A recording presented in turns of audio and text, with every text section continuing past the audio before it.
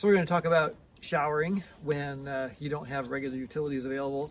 So we're looking for water flow and warmth of water. These are things that can be used inside and outside. I'm going to start with an outside application here to begin with.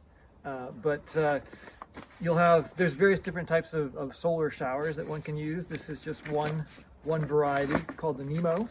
And you would take this. This is one that's handy because it actually doesn't require any kind of suspension system. You would fill the top with water, and it then has a base that opens up and allows it to stand independently on the ground.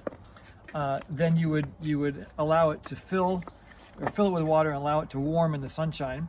And this actually has a system set up where you can self-actuate it. It'll stand on the ground, and as you stomp on the foot pad here, it will pump water through the delivery device here, which is like a shower spray, kind of a nozzle. And it actually has a handy little boot here that holds the button pressed on. So you can press it on or off, or you can slide that boot up over that and shower off. It's long enough to get all over, and you just keep pressurizing it. It doesn't need to be constant pressure, but you're adding pressure, air pressure into the chamber, and it forces the water out. So you can just flip it off when you're sudsing up, and then when you're ready to go back and do your rinse off, you can just put the flow control on and suds off. This is a low-tech shelter that you could use. There are directions with it that actually help you to get it back into its package, because that's kind of important. But it's a self-lighting and opening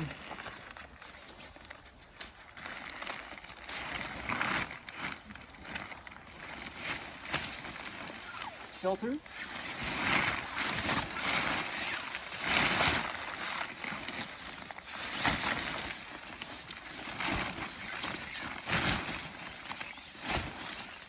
It provides privacy.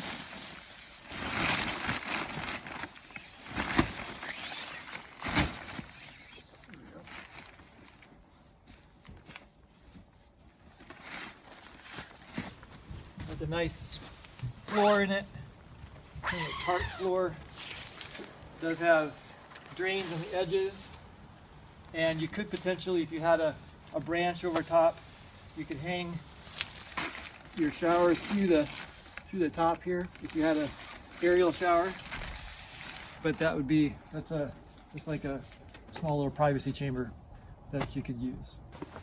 So you can just take your shower with you into your chamber here and just set it in the corner and actuate it by pumping the pressure up in the bladder so that it would come out your nozzle, and then you would just suds off and shower.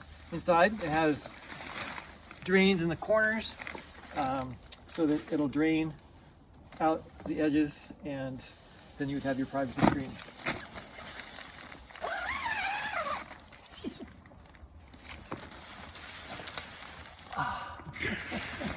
This is another option that you can use when you can use it in your house, depending on how your house is set up.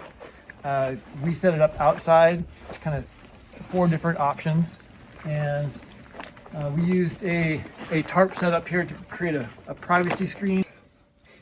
So this is our outdoor shower setup, and you can bring black poly 2-gallon jugs to set out in the sun, and those will warm up. You can also use these 2.5-gallon carboys, paint it black, put it out in the sun, and that's going to warm up. So it's a nice solar shower. This is set up so it could be like a contrast shower, hot and cold. This does not have a spigot on it, but you would put it into something that would have a spigot on it, so you could pour it, transfer it into one of these bottles if you wanted to. And just a handy turn on and off. You have just regular shipping pallets on the ground to keep your feet from getting muddy, allow the water to drain away from you. You have your privacy screen that you can just pull out and pull across as needed. And this would be for someone my height. I have a multi height family, so there's another one over here that we can use too. This has just a regular water container that you could take on camping in a car, and just on and off with the valve for that. This is a solar shower, a different type of a solar shower application here, where you would fill this up with water. You would lay it out on the lawn. It has a black surface here. There's actually a built-in temperature gauge here that tells you how hot it would get, and then you would hoist it into position. So this requires a little bit of block and tackle. Not necessarily. I mean, this just is what we had around, and worked out pretty easy for us. But then this just is a pull nozzle. Has a little shower head to it.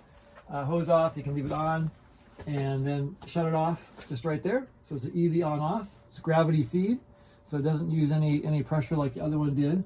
Used this one summer when I was camping off-grid for the entire summer, working as a guide. And it worked out quite well. So you can get the water quite warm. So that's one way to do it. Another type of a shower is to use a bucket system. So these are 5-gallon buckets that you can heat up. You fill your water in the one bucket. It's in a 2-bucket system here.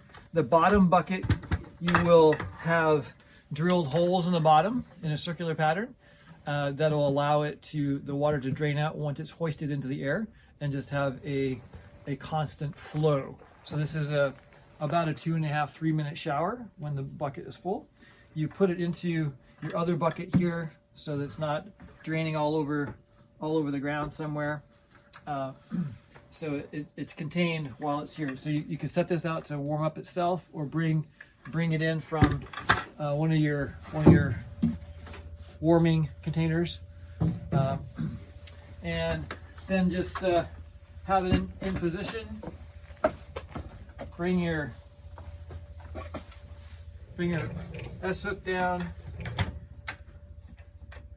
hook it on,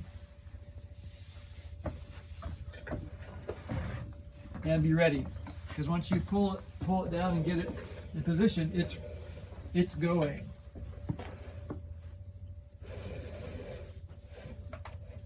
And just suds up your shower below it. When it's done, the water is running on the floor in different places. If you wanted to retain your water, you could get a big galvanized wash tub and use that if you want to use the gray water for flushing toilets or other uses. And then when it's done. You can just let your bucket back down into its position. This particular one, I put a piece of brick in the bottom, just so it would hold the bucket off the bottom, because I just figured that if there was water that was around here, it may create some stiction on the bucket here if it was together, and it may be difficult to separate. So that brick in there was the idea, that it would not create that friction. So those are the kind of three different ways and 2 different stages. The towel rack here that can be reconfigured, a bench for short people, and it's just a nice screened-in area that works out well for an outdoor type of shower situation. You can do a contrast shower, you can do a hot shower, you can do cold shower, solar shower, or a rainwater shower. To be aware of new videos like this one, be sure to subscribe to the Preparing for the Time of Trouble channel. For more free videos and downloadable audio podcasts, as well as handouts, go to www.preparingforthetimeoftrouble.com. Topic categories include recordings of live seminar presentations, country living, sustainable gardening, homestead remedies, how to be self-sufficient when the grid goes down, wild edible and medicinal plants, hydrotherapy, and end-time Bible prophecies. To take advantage of these free resources, go to preparingforthetimeoftrouble.com.